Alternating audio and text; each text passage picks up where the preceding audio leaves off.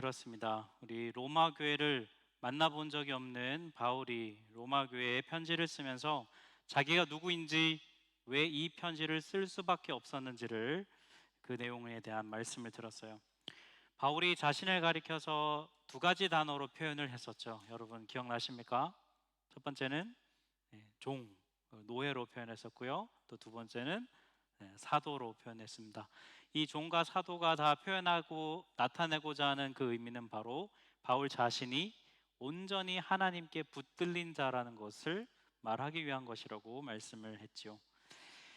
바울이 이 복음으로서 자신이 부름을 받아서 이렇게 붙들림 받은 이것, 이 복음이 얼마나 놀라운 것인가를 그는 이야기했었습니다. 특별히 그는 이 복음이 바로 로마 황제가 아니라 오직 예수 그리스도만이 주는 것이고, 그 로마 황제가 아닌 예수 그리스도가 주는 것이 진짜 참 복음임을 말해 주었어요.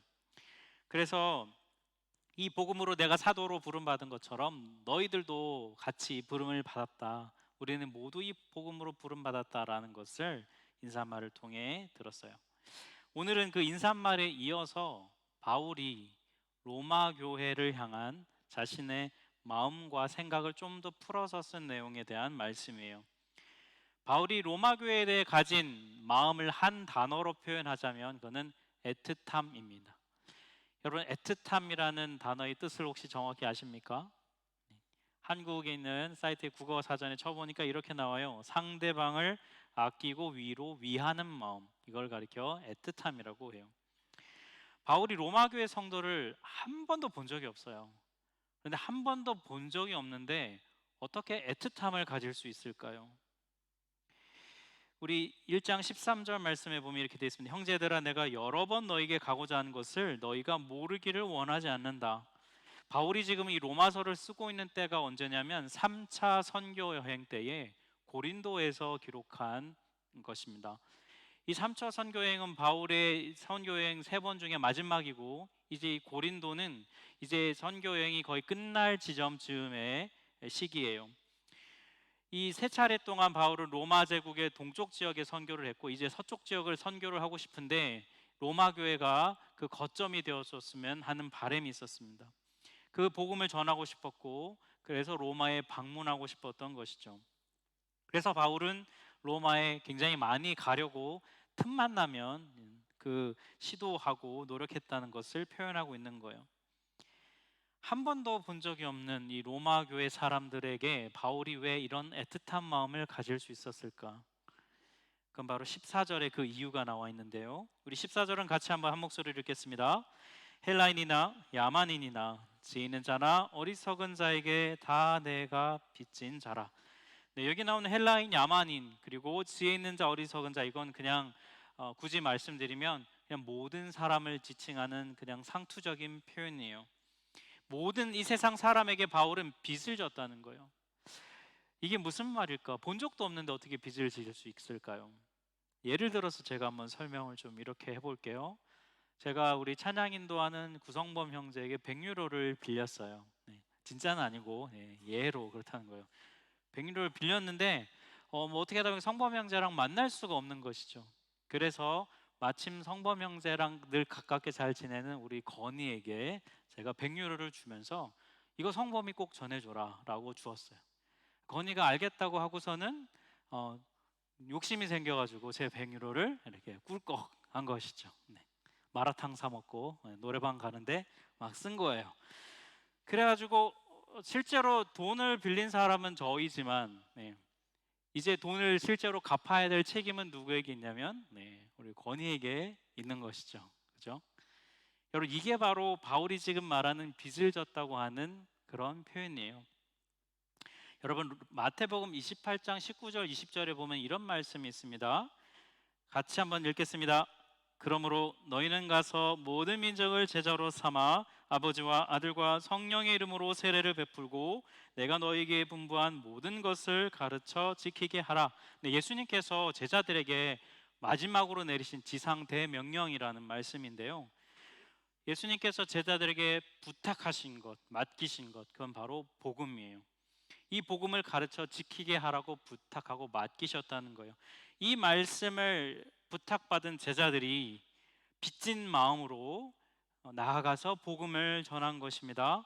그리고 그 사도들을 통해서 전해진 복음이 전해져서 오늘 우리에게까지 와 있다는 거예요. 사랑하는 성도 여러분, 이 자리에 우리가 앉아 있는데요, 우리 모두 다 복음에 빚진 사람들이에요. 왜냐하면 여러분, 우리가 예수님을 믿게 된 이 자리에까지 나오게 된 데는요, 다 우리의 힘으로 온 것이 아닙니다. 우리 앞서서 이미 하나님의 은혜를 받았던 사람들, 이미 복음에 반응하고 경험했던 그 빚진 마음을 가지고 섬기고 헌신했던 사람들을 통하여서 오늘 우리가 지금 이 자리에 와 있는 것이죠. 그런 의미로 보자면 여러분, 우리도 그들로부터 이어받은 복음을 또한 누군가에게 나누어야 할 빚진 사람들이라는 거예요. 요즘엔 좀 덜하지만 이곳 독일에 처음 와서 정착하고 살아가셨던 분들과 대화를 하거나, 혹은 젊을 때 유학생으로 와가지고 이곳에서 힘들고 고생스럽게 유학생활한 분들과 이렇게 대화를 해보면 꼭 빠지지 않는 얘기가 있어요. 교회 집사님이 도와주셨다. 교회 권사님이 함께 해주셨다. 장로님이 도와주셨다. 목사님이 기도해 주셨다. 이런 어떤 이야기들이 간증이 참 많아요. 돈이 정말 필요했는데 어떤 분이 오셔서 그 돈을 주면서 내가 기도하는데 생각나서 하나님이 주라고 해서 가져왔다. 근데 정말 필요한 액수만큼 딱 주셨다. 뭐 이런 것들. 정말 너무 외롭고 힘들어서 막 그랬는데 김치를 담아서 주시면서 힘내라고 하신 뭐 이런 간증들이 참 많이 있거든요. 그래서 그분들한테 감사합니다, 어떻게 제가 이 은혜를 갚을까요? 라고 하면 뭐라고 얘기들 하십니까? 너도 다른 사람 도와줘. 너도 나중에 여유가 생기면 너랑 비슷한 처지에 있는 이 순간을 기억하고 베풀어라. 그래서 지금 이제 성인이 되어서 좀 여유가 생기고 안정이 됐을 때 비슷한 사람들을 보면 돕는 거, 이게 뭡니까 여러분? 이게 바로 빚진 마음이라는 거예요. 사랑하는 성도 여러분, 이 빚진 마음을 가지십시오. 그냥 받지만 말고. 우리 모두 다 예수님의 사랑과 은혜를 받은 사람들이지만, 은혜를 경험한 사람들이지만, 우린 또한 누군가에게 이 받은 은혜를 전해야 할 빚진 사람들이라는 거예요. 이제 이 빚진 마음에 여러분 그 뭐 챌린지 이런 거 있잖아요, 그죠? 받으면 누군가에게 전하는 거죠. 우리 복음 챌린지가 우리에게 놓여져 있는 거예요. 우리도 누군가에게 또 나눠야 하는 것이죠. 그러면 계속해서 이 빚진 마음을 가진 사람들의 행렬이 이 땅에 이어져 갈 수 있게 될 거예요. 이런 삶을 사는 여러분 되시기를 축복합니다, 여러분. 네. 그러면 여러분, 이 복음의 빚진 자로서의 삶은 구체적으로 어떻게 살아야 하는 걸까요? 오늘 말씀에서 복음의 빚진 자의 바울의 모습을 통해서 우리가 세 가지 구체적인 삶의 모습을 볼 수 있습니다. 첫 번째로, 복음의 빚진 사람은 복음이 전해지고 복음이 전파되는 것을 보면 그 마음에 감사하는 반응이 나오는 사람이에요. 오늘 보면 1장 8절 말씀 같이 한번 읽겠습니다. 내가 예수 그리스도로 말미암아 너희 모든 사람에 관하여 내 하나님께 감사함은 너희 믿음이 온 세상에 전파됨이로다. 지난주에 설교 말씀드린 대로 로마 교회는 바울이 세운 교회가 아니에요. 그럼에도 불구하고 바울은 로마 교회가 세워지고 그들의 믿음의 소식이 나눠지는 걸 보면서 하나님께 막 감사하고 있다는 거예요. 우리가 이렇게 그냥 생각해 보면 바울이 직접 가서 복음 전하고 고생해서 사람들을 키웠는데, 그랬는데 그들이 그 교회가 부흥하고 잘 되었다, 그래서 바울이 감사한다면 우리가 좀 상식적으로 이해가 되잖아요. 근데 한 번도 만난 적이 없는 로마 교회가 잘 되는 걸 보면서 막 바울이 감사하고 있다. 이건 이유가 뭐겠습니까? 복음의 빚진 마음. 복음 그것에 빚진 마음이 있기 때문에 복음이 잘 전해지면 너무 감사하다는 거예요. 그게 로마 교회든 예루살렘 교회든 무슨 교회든 간에 복음이 전해지면 바울은 감사하고 기쁜 것이죠. 바울의 이 태도가요, 오늘날 우리에게 굉장히 중요한 태도입니다. 여러분, 이 프랑크푸르트 지역에 한인교회가 한 20개 좀 넘는다고 해요. 여러분, 그 중에서 어느 교회가 제일 잘 되고 제일 잘 성장해야 될까요?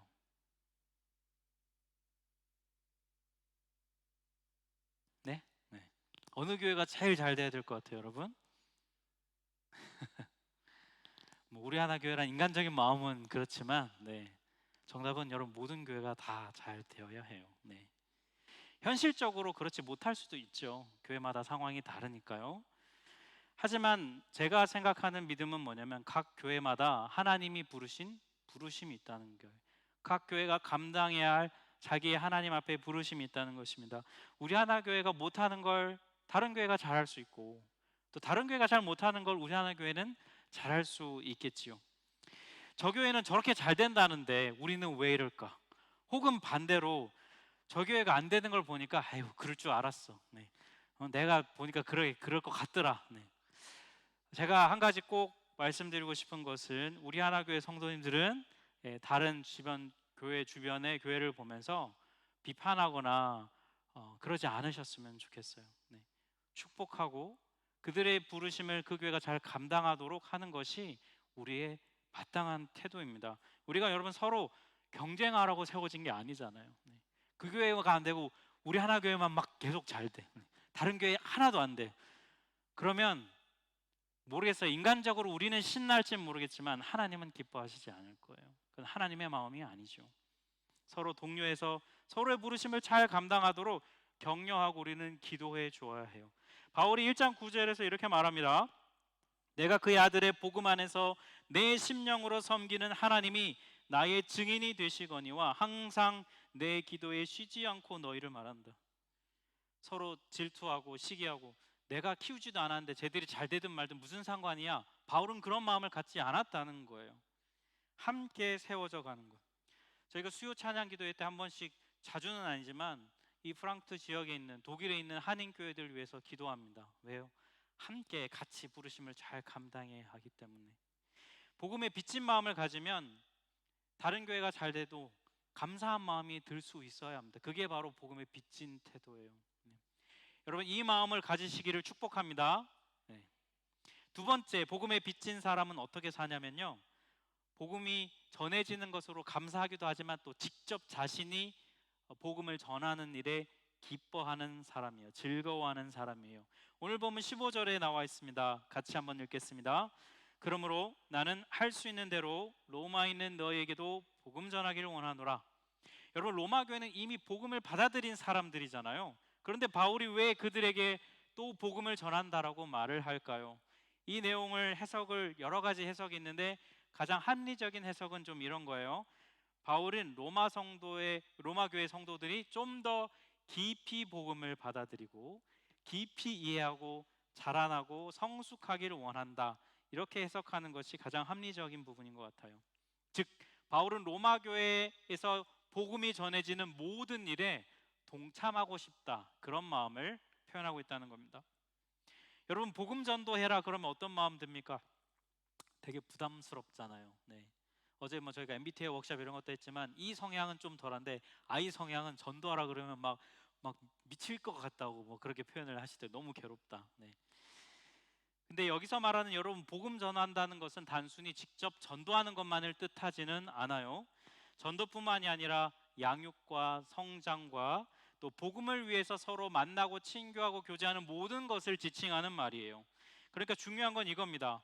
지금 내가 하고 있는 이 일이 복음, 즉 예수님이 전해지기를 원하는 마음, 예수 그리스도가 전해지기를 원하는 마음으로 행하는 모든 것, 그게 바로 복음 전도라고 말할 수 있어요. 제가 예전에도 한번 말씀드린 적이 있는 것 같은데 제가 이 말씀을 준비하면서 이게 또 생각나서 또 다시 한번 말씀을 좀 드리고 싶어요. 제가 고등학교 때 저희 아버님께서 경상남도 진주라는 곳에서 목회를 하셨습니다. 그때 그 청년부의 회장형이 있었는데 회장형이 제안을 했어요. 그래서 청년부와 중고등부가 연합으로 시내에 나가가지고 노방 찬양 집회를 하자 막 이렇게 한 거예요. 네. 청년부 회장형이 그냥 청년부만 하면 됐지 굳이 청소년부 그 중고등부 애들 끌고 나가서, 그때 막 표정이 막 너무 막 예수님 같아가지고 다 거절할 수가 없었어요. 그래가지고 다 끌려 나갔어요. 여러분 청소년 시절이니까 그런 거 좀 민감하잖아요. 이렇게 얼굴이 알려지고 막 이런 거 되게 창피하고 막 그런 시절. 경상남도 진주시는 그렇게 큰 도시가 아니에요. 그러니까 주말에 시내에 나가면 전교생을 만날 수 있어요. 네. 너무 싫은데 또 목사 아들이니까 도망도 못 가고, 네. 끌려간 거죠. 꾸역꾸역 이제 이렇게 하고 있었어요. 근데 제 나이 또래쯤 돼 보이는 여학생이 이렇게 오더니 이렇게 질문하는 거예요. 혹시 저도 같이 찬양해도 돼요? 혹시 저도 전도지 나눠줘도 돼요? 그러고는 와서 막 찬양하고 막 전도지, 자기 교회 전도지도 아닌데 막 나눠주는 거예요. 그래서 제가 너무 충격을 받았어요. 네. 지금 거의 한 30년 전의 일인데 아직도 제 뇌리에 생생해요. 제 마음에 좀 이런 게 들었습니다. 어떻게 저럴 수 있을까? 또 한 가지, 나는 왜 이럴까? 여러분, 복음에 빚진 마음이 있으면 네 교회 내 교회가 없는 거예요. 그냥 복음이 전해지는 것에 기쁘고 예수님이 전해지는 것에 감사하고 막 그런 마음이 드는 게 그 자매가 그랬던 것 같아요. 이게 바로 복음에 빚진 사람이 보여주는 삶의 모습이란 거죠. 이제 다음 달이 되면 여러분, 지금 비전 트립이 준비되고 있습니다. 비전 트립에 참여하는 청소년, 우리 청년들, 우리 성인부도 있는데요. 바로 이 복음에 빚진 마음이 필요해요. 낯선 타국 땅에 가서 일주일 기껏해야 만나고 돌아올 사람들이지만 복음에 빚진 마음으로 이 비전 트립으로 나아갈 때에 하나님께서 그 일주일의 시간을 사용을 통해서 참여하는 자들의 표정과 말투와 행동 모든 걸 통해 하나님이 일하시게 될 거예요. 또한 여러분, 비전 트립에 직접 가지는 않지만 기도로 또 물질 후원으로 함께하는 우리 성도들이 있어요. 우리 9월 23일에 아까 광고 때도 말씀드렸지만 이 일에 여러분 함께 복음의 빚진 마음으로 동참하는 거예요. 내가 안 가는데 뭘, 이게 아니라 이건 우리가 함께 해야 하는 일이라는 이 마음, 빚진 마음이 우리 안에 필요합니다. 이 행사를 통해서 하나님이 이루고자 하시는 일을 함께 이루려는, 동참하려는 마음이 필요해요. 그 두 가지 중 하나는 하셔야 돼요. 오셔서 뭐 김밥을 말든지 뭐 판매를 하시든지, 아니면 어떻게 하라고요? 잔돈 받지 말고 사 먹든지. 네. 둘 중에 하나는 꼭 해야 됩니다. 네. 우리가 이 일에 함께 동참해요. 복음의 빚진 마음으로. 그렇게 하실 거죠? 좀 작은데. 네. 그렇게 하실 거죠? 예, 네. 세 번째, 복음에 빚진 사람은 세 번째 어떤 삶을 사냐면요, 영적인 친교와 사귐을 하는 사람이에요. 11절 말씀 저희 같이 한번 보겠습니다. 내가 너희 보기를 간절히 원하는 것은 어떤 신령한 은사를 너에게 나누어 주어 너희를 견고하게 하려 함이니. 네, 여기 말하는 은사는 우리가 보통 하는 뭐 가르침의 은사, 뭐 전도의 은사, 그런 은사가 아니라 여기서 굳이 이걸 좀 다른 단어로 번역하자면 은혜로 번역할 수 있어요. 어떤 신령한 은혜를 너에게 나누고 싶다는 거예요. 바울은 로마 교회를 방문했을 때에 자신 안에 자신이 받은 가득한 은혜를 그들과 함께 나누고 싶다는 것입니다. 그리고 이어서 나누는 것뿐만이 아니라 12절에 보면 이렇게 얘기합니다. 같이 읽겠습니다. 이는 곧 내가 너희 가운데서 너희와 나의 믿음으로 말미암아 피차 안위함을 얻으려 함이라. 네, 피차, 서로 안위함을 얻는다. 이게 무슨 뜻이냐면 성도와 성도 간의 서로의 영적인 친교와 교제를 통해서 회복되는 것을 말해요. 복음에 빚진 성도가 있잖아요. 이 복음에 빚진 마음을 가진 성도가 누군가를 만나죠. 그러면 그 만남을 당하는, 함께 만나는 그 사람은요, 이 복음의 빚진 자 안에서부터 흘러나오는 복음의 능력을 자연스럽게 경험해요. 예수 믿어라 꼭 말하지 않아도요, 그의 존재 안에서부터 흘러나오는 복음의 능력이 만나는 사람의 마음을 회복시키고 그의 마음의 메마름에 생수의 강을 흘려보내는 그런 은혜가 있다는 거예요. 우리 안에는요, 그런 복이 있습니다. 성도 안에는 그런 게 있어요.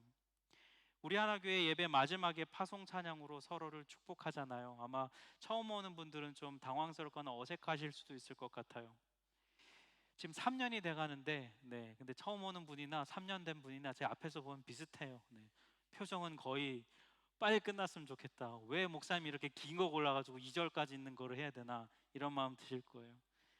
제가 앞에서 보면요, 표정이 가관이에요. 진짜 제가 한번 녹화해서 보여드리고 싶어요. 진짜. 네, 여러분 우리 퀴즈 하나 되겠습니다. 우리 하나교회에서 제일 복을 많이 받은 물건이 뭔지 아십니까? 요 스크린이에요, 스크린. 요 80유로짜리. 이 스크린이 마지막에 제일 축복 많이 받아요. 얘가. 네. 부러워요, 이 스크린. 네.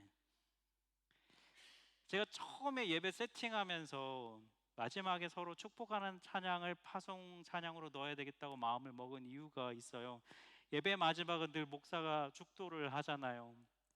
저는 하나님께서 저를 이 공동체의 리더십으로 세우셔서 저를 통해서 성도들을 축복하게 하신다는 걸 믿고 그 질서를 존중해요.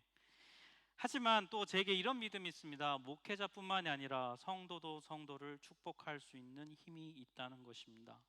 성도, 즉 하나님 나라의 백성은 하나님으로부터 받은 복이 있기 때문에 그 복을 다른 자들에게 흘려보낼 수 있는 힘과 능력이 그 안에 존재한다는 거예요. 그래서 마지막 파송 찬양 때 여러분 서로를 축복해 주라는 거예요. 오늘 보겠습니다. 이 말씀 제가. 네. 여러분은요, 우리는요, 다른 사람을 축복할 수 있는 권한과 힘을 가진 사람들이에요. 이게 제가 그냥 하는 얘기 아니라 성경에 나오는 얘기입니다. 창세기 12장 3절 같이 읽을까요? 땅의 모든 족속이 너로 말미암아 복을 얻을 것이라. 네, 이거 하나님이 아브라함을 부르시면서 아브라함에게 해주신 말씀이에요. 하나님께서 아브라함이라고 하는 사람 부르셔서 하나님의 나라를 이루어 가시고자 부르시면서 가진 하나님의 궁극적인 비전, 아브라함을 부르시는 궁극적인 목적, 너를 통해서 모든 사람이 복을 받기를 원한다. 이 비전은 오늘날 우리에게도 유효합니다. 네, 부모님들은요, 여러분 자녀들을 위해 축복해 주셔야 돼요. 잔소리만 하지 말고. 네, 잔소리 한번 하면 축복 한 번씩 꼭 해주세요. 네, 남편과 아내 서로 배우자도 서로 축복해주고, 네, 자녀도 부모님을 축복할 수 있어야 됩니다. 서로 축복할 권한이 우리에게 있어요. 주님은 우리를 그런 사람으로 불러주셨기 때문이죠. 복음의 빚진 자로서 다른 이를 축복하는 그런 여러분 되시기를 주님의 이름으로 축복합니다. 네. 마지막 한 가지 얘기만 하고 마칠게요. 저희가 이렇게 복음의 빚진 자로서 이 자리에 있는데 우리가 태어난 조선 땅에 처음 복음을 빚진 마음으로 왔던 선교사가 있습니다. 바로 토마스 선교사라는 사람이에요. 1863년, 지금부터 대략 한 170년 정도, 60년 정도 전에, 160년 전에 조선이 아니라 처음엔 중국으로 런던 선교의 파송을 받고 중국으로 파송을 받았던 선교사예요. 파송 받았을 때 나이가 24살이었습니다. 근데 중국에 가자마자 임신했던 아내가 유산을 하고 아내마저 충격으로 죽게 돼요. 그래서 시리에 빠진 이 토마스 선교사는 선교 사역을 잠시 내려놓고 중국 상하이 무역관에서 통역사로 일을 하게 돼요. 그런데 그 일을 하던 중에 조선에서 찾아온 한 사람을 만나게 되고 조선 땅의 소식을 듣게 되는데 당시 응선대원군의 세국정책으로 천주교가 심한 핍박을 받고 있던 시기였고 그 소식을 그가 듣게 됩니다. 그리고 그 소식을 들을 때 이 토마스 선교사의 마음에 감동이 일어나게 돼요. 다시 내가 복음을 전해야 되는데 이 중국이 아니라 조선 땅에 복음을 전해야 되겠다. 그래서 여러분 이 사람이 많은 성경책을 준비합니다. 당시 아직 한글 번역이 되지 않아서 한문 성경에 많은 성경책을 준비하고, 여러분 국사 시간에 공부 열심히 하신 분은 들어보셨을 법한 이름 제너럴 셔먼호, 여러분 기억나시는 분 계시죠? 네, 이 배를 타고 평양 대동강을 거쳐 가게 돼요. 근데 평양의 군졸들과 충돌이 일어나면서 전투가 벌어지게 되고 결국 제너럴 셔먼호가 침몰하게 됩니다. 이 토마스 선교사가 배가 가라앉으니까 안 되잖아요. 그래서 뱃머리로 뛰어가서 갖고 있던 성경책을 막 땅에 집어 던졌어요. 그리고 자신은 한 권의 성경책을 들고 땅에 도달하게 됩니다. 그때가 1866년도인데요. 근데 땅을 밟자마자 그 자리에서 이 토마스 선교사는 순교를 해요. 그냥 그 자리에서 죽임을 당해요. 그리고 되게 허무하게 죽잖아요. 원대한 꿈을 안고 많은 성경책을 갖고 땅에 내렸는데 양육 한 번 못하고 제대로 뭐 한 번 못하고 그냥 그 자리에서 죽었어요. 되게 허무하게 죽은 것 같지만 이런 그 이후에 벌어진 한국 교회사에 남아있는 기록을 보면 되게 놀라워요. 이 배가 가라앉을 때 토마스 선교사가 막 성경책을 던졌잖아요. 근데 이 막 던진 성경책을 최치량이라고 하는 당시 11살이었던 소년이 이게 뭐지 하고 주운 거예요. 한 3권 정도를. 그리고 보니까 당시에 금서인 거, 읽으면 안 되는. 그래서 겁이 나가지고 그거를 박영식이라고 하는 사람한테 줘요, 3권을. 근데 이 박영식이라는 사람이 그 3권을 받아들고 보니까 종이 재질도 되게 좋고 이 실밥을 푸니까 막 풀리는 거예요. 그래가지고 이 사람이 이걸로 뭘 했냐면, 마침 자기 집에 도배지가 필요해가지고 그거를 집을 막 도배를 합니다. 도배지로 막 사용을 해요. 그리고 나서 이 사람이 얼마 후에, 나중에 좀 몇 년 후에 그 도배했던 그 집을 성경책을 주었던 최치량이라고 하는 사람에게 팔아요. 그래서 이 최치량이라고 하는 사람이 이 집을 여관으로 이렇게 영업하고 운영을 하게 됩니다. 그로부터 약 한 2, 30년 후인 1893년도, 시간이 많이 지났죠. 이때에 이제 조선 땅이 외국의 문호가 조금씩 개방이 되면서 선교사들이 찾아오기 시작했고, 사무엘 마펫이라고 하는 선교사가 이, 이 여관에 머물게 된 거예요, 마침. 근데 방을 보니까 성경책이 막 도배가 돼 있잖아요. 그래서 주인을 불러서 이게 무슨 일이냐 그랬더니 자초지정을 설명하게 된 겁니다. 근데 그 설명하고 선교사와 대화하는 과정 속에 이 최치량이라는 사람의 마음에 후일의 간증을 들어보면, 아, 이게 우연이 아니다, 이런 생각이 들었다는 거예요. 아마 성령이 감동을 주신 것 같죠. 그래서 이 최치량이라고 하는 사람이 이 마페 선교사에게 복음을 듣고 영접하고 세례를 받는 은혜가 일어나게 돼요. 그리고 자기가 여관으로 운영하던 이 집을 교회로 기증을 합니다. 그래서 그 교회가 한국 역사에서 최초의 평양교회인 널다리골 교회가 되게 되고요. 이 널다리골 교회가 이후에 더 커지고 확장해서 1907년 한국 기독교 역사에서 굉장히 유명한 평양 대부흥 운동이 일어났던 바로 그 장대현 교회가 되게 됩니다. 여러분, 놀랍지 않습니까? 그리고 또 한 가지 스토리가 얽매여 있어요. 이 토마스 선교사를 죽였던 사람, 박춘권이라고 하는 사람입니다. 이 사람이 이 나중에 그 토마스 선교사를 죽였던 사건을 회상하면서 이렇게 기록을 합니다. 내가 서양 사람들을 죽이던 중에 한 사람은 지금 생각해도 이상하다. 내가 그를 죽이려고 할 때 그는 두 손을 마주 잡고 무슨 말을 한 후에 붉은 배로 포장된 책을 가지고 웃으면서 나에게 받으라고 권했다. 비록 내가 그를 죽이기는 했지만 그가 죽어가면서 건넨 책을 받지 않을 수가 없어서 가지고 왔다. 그리고 나중에 이 박충건이요, 토마스 선교사가 건넨 성경책을 읽고 회심합니다. 그리고 그가 나중에 평양교회의 장로가 되어서 섬겼던 한국교회의 역사가 있어요.